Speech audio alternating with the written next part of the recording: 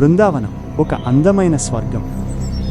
అలాగే పక్కనే ఉన్న యమునా నది శాంతంగా ప్రవహిస్తోంది. పచ్చని చెట్లు, రంగురంగుల పూలు, అందమైన మూగజీవాలు, పిల్లన గ్రోవి యొక్క మధురమైన సంగీతం గాలిలో వినిపిస్తుంది. కానీ ఒకరోజు హఠాత్తుగా కాళియ వచ్చాడు. ఈ విషయం తెలియని కృష్ణుడు బృందావనంలో తన స్నేహితులతో కలిసి ఆడుకుంటున్నాడు.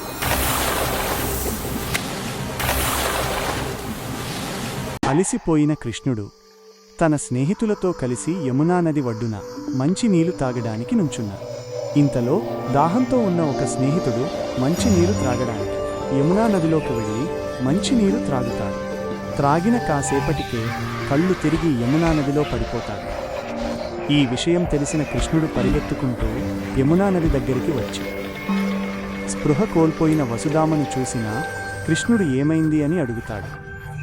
స్నేహితుడు మాకు తెలియదు అనడంతో కృష్ణుడు తన శక్తితో వసుధముడిని కాపాడుతాడు. ఈ అద్భుతాన్ని చూసిన స్నేహితులందరూ కృష్ణుడిని ఆశ్చర్యంగా చూస్తారు.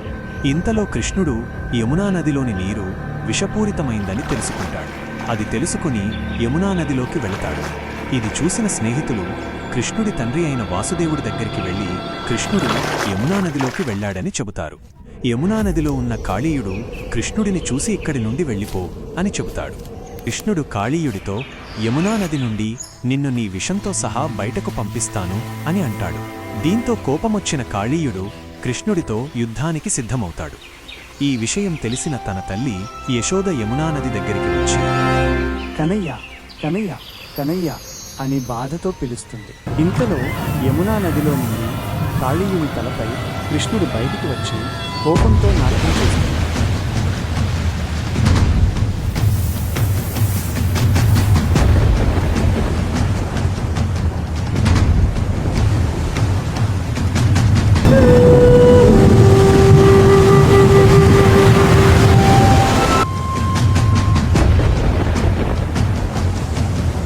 కలియ గర్వని అణచిన కృష్ణుడు నా పాదముద్రలు ఉన్నంతవరకు గరుడా నీ వెంట పడడు అని మాట ఇస్తాడు.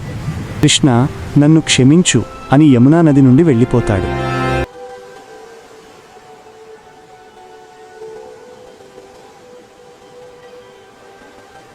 ఇలాంటి వీడియోలు మరిన్ని చూడటానికి మన ఛానల్ ఆర్యన్ స్టూడియోస్ ని సబ్స్క్రైబ్ చేసుకోండి.